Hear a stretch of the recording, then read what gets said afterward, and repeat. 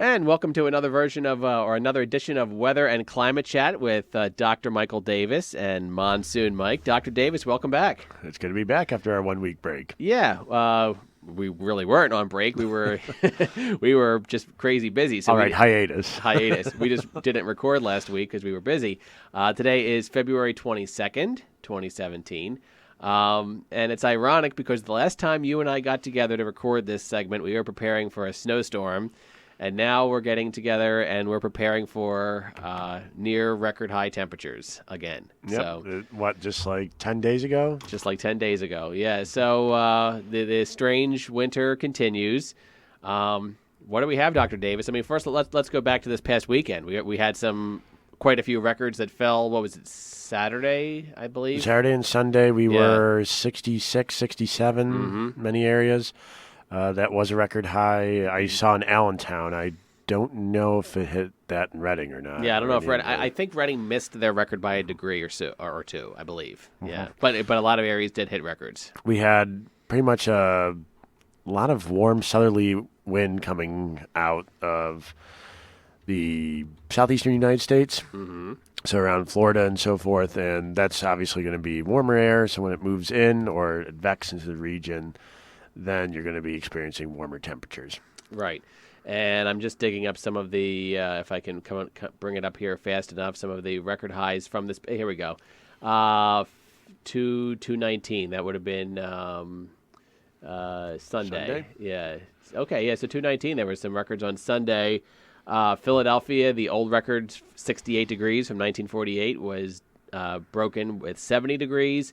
Allentown, the old record, 63 degrees from 1997, broken with 68. Oh, no, Reading did break a record. Their 67 degrees from 1997 became 68 degrees. Trenton, New Jersey's 68 from 1948 became 69.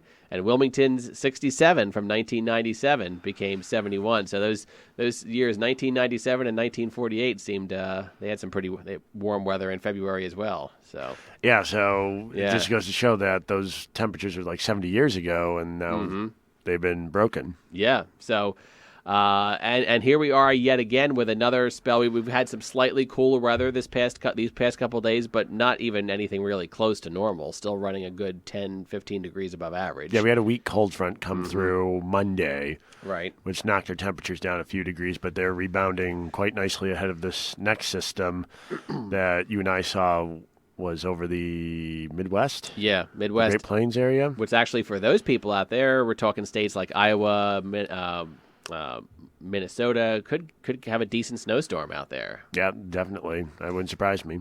But nothing in this area but crazy warmth. I'm calling up the National Weather Service's 19530 prognostication for the next couple of days. Thursday, Kutztown has 68. Friday, 67. So they're actually a little on the more conservative side, because I know some sources like AccuWeather are going a little crazier, getting us into the 70s. Let's see what AccuWeather has. AccuWeather has our area for tomorrow being 69 degrees, and Thursday AccuWeather's going all out and saying 73. So as you and I always like to do with situations like this, who do you think has the favor there? National Weather Service, which is going conservative, or AccuWeather, which is going... I'm going to go AccuWeather just because yeah. of... I've usually gone conservative, and it's always backfired on me. Yeah, and I'm the one that usually gets aggressive with the temperatures. And temperatures have been beating their expectations the past couple of days. Yeah. I think Saturday and Sunday they were only calling for 62. Low 60s. Yeah, low 60s. And we made the upper got 60s. to 67. So yeah, so I'm going to say 70 tomorrow, and heck, I'm going to go all out and say 73, 74 on Friday. If the models are running conservative, I would go higher, and 73, 74 seems consistent. So you and I are on the same page with that one. Okay. Yeah, we'll see. Then we got a cold front comes through Saturday. That seems like the last day of the warmth for now. AccuWeather has 67, National Weather Service 65, so they pretty much agree there. And then Sunday, pretty close to normal, temporarily. Windy, though. Windy. High of 46 Sunday, says AccuWeather. High of 43 Sunday, says National Weather Service, and historical average for our zip code on that day is 44. So we'll still be a couple degrees above average, but a little closer to normal. Yes. On Sunday. Then it maybe even a flurry on Monday. Yeah. The GFS implies that as that cold front exits and we get some wraparound stuff going around there, we could have a flurry or two on late Sunday into early Monday. But then I'm looking at the long range for AccuWeather, and it looks like we shoot right back up mid next week. 56 they're going with next Wednesday. No taste of winter next week. Not really. After that 56, I guess that's a cold front there. It looks like we do drop back down into the 40s again, fairly average, but still nothing crazy. And then if we get even further out with their forecast, maybe the second week of March, a little more seasonally chilly, but we're not seeing any major return of winter like some other sources are saying. So. No, we're definitely not seeing it. And what's the Climate Prediction Center calling for? Yeah, let's go for them, obviously. But none of the models are suggesting any sort of return to winter. No, I mean, there will be, a potentially shot of cooler air, but nothing. Because a week from today is the first day of meteorological spring. That is right. Well, 6 to 10 day, obviously. It's warm. Yeah, we're blowing that out of the water there. 8 to 14. Same thing. Same thing. A little cooler, but nothing much. 1 month outlook. Okay, equal chances. So maybe they're banking on March kind of averaging out. But based on what we've been experiencing the past couple of months, I would probably lean that March is even going to end on the higher side.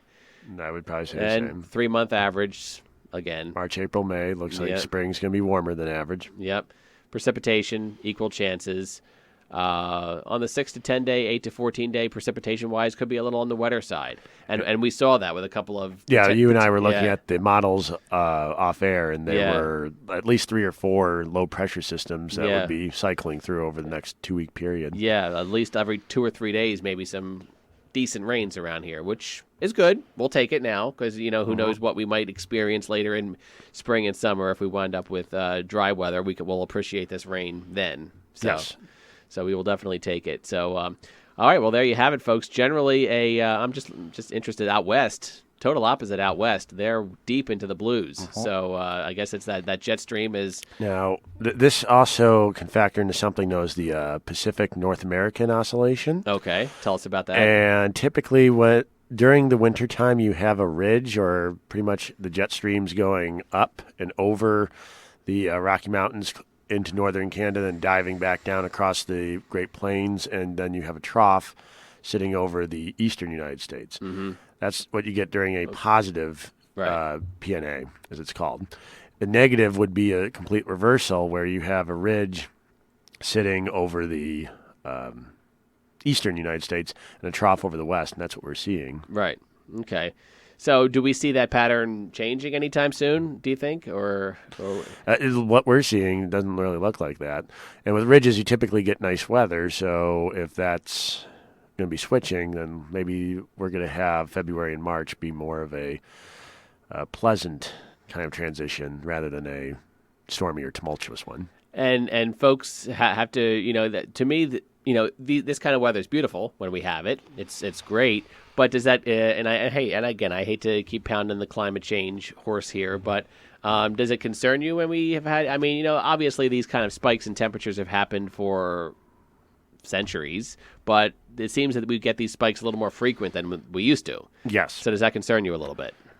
Honestly, it does. Okay. I do think that we're starting to get more stronger signals in climate change, and this winter's pretty much proven that. I mean, if you're getting closer to 70 degrees in late February, that is almost unheard of. That's 30 degrees, a good 30 degrees above normal. And locations in Oklahoma earlier this month were 100 degrees. I saw that. And the next day it snowed. Yeah, that's just weird. Yeah. Yes, that is weird. Yeah. And just putting things into perspective, with 30 degrees above normal in the middle of summer, God forbid that should ever happen here, because normals in the dead of summer here would be about 85 degrees. So that 130 degrees above normal would be about 115. So God forbid we should ever get to that point. But just to put things into perspective, folks, this is 30 degrees above normal. So yes, this is way above the standard deviation of where we should be. And it does raise a lot of red flags with me that this warming is almost unprecedented and unheard of climatologically. Yeah. So we've definitely got to watch how that unfolds. That kind of dovetails into our topic that we were going to talk about this week. What did you want to address this week? I want to look at the heavy rainfall that we've been getting across California. Yeah, they've been getting weekend. They've been getting pretty swamped out there. I believe some parts of Southern California got 6 inches of rain, if not more. That's a lot. Yep. The whole feature that's mainly of interest to us is something known as an atmospheric river. Mm-hmm. And it originates from the equatorial region of the Pacific, where you have a lot of moisture being brought northward, pretty much like a river of water. And when it encounters, say, the west coast of the United States, California, for instance, it can dump a lot of that water on land. Right. And as a result, you get this very torrential rainfall that can lead to flash flooding. And we were seeing that in some areas of, say, Los Angeles, San Diego area, even further north up into San Jose. I believe that they were experiencing a lot of flooding yesterday. Yeah. And in class just last week, I talked about the story that I saw kind of tying in pop culture and weather by the singer Demi Lovato. Mm-hmm. She bought a $8 million mansion in the Laurel Canyon area of California. That experienced a landslide just 2 weeks ago or 3 weeks ago, sometime earlier this month. And the state came in and pretty much red flagged her house. Wow. Or her mansion. And the property next to it is currently on the market for $200,000. $200,000. Yeah. Property is probably worth millions and millions of dollars. Yes, So- and this is not the first time that the Laurel Canyon area has seen a landslide. So we're in concerning times. Yes, Yeah. and it is somewhat disconcerting about how it is being perceived by people that we are starting to see more clear evidence of human involvement in climate change. And if we continue to essentially deny it, we're going to see more of these extreme cases, and there could be even greater swings in our future. Yeah. And like we said, it's not just a matter of the temperatures going up. It's these wild swings, like that example that you had in Oklahoma, where you went from 100 degrees to a snowstorm the next day. I mean, that's just not normal. And while it does Yeah. seem like snowfall in the winter in the east coast of the U.S. does look like it's tailing off, and Right. you're not going to get as much snowfall, the amount of snowstorms that would happen would be more intense. So those days where it does snow would be whopper storms, not like light dusting of 1 to 2 inches. Like what we saw last year when we had nothing, and it was 70 degrees on Christmas, and then it was 30 inches. And we've Yeah. gotten about 10, 11 inches of snow so far this winter. Which is pretty far below normal. And most of that came with that one snowstorm. with that we one had. storm, yeah. So And so far, it doesn't look like any more snow. no, at most maybe a trace inch, but that's could be the end for the year. So, all right, so that's kind of an ominous note to end the show on. So let's try to end it on a little bit more of a positive note. Your students are doing a good job with their weather forecasts here on KUR. Been Yes, they've enjoying been doing that? a great job. I've Yeah. been listening to them, and they're conveying that information, weather related, to the public, I feel, in a very positive way. Doing great with that, and I know you're working on eventually getting some of them in here as potentially a guest to this show, right? Yeah, I'm trying. They're Trying. just being stubborn, I think. It's okay. It's all right.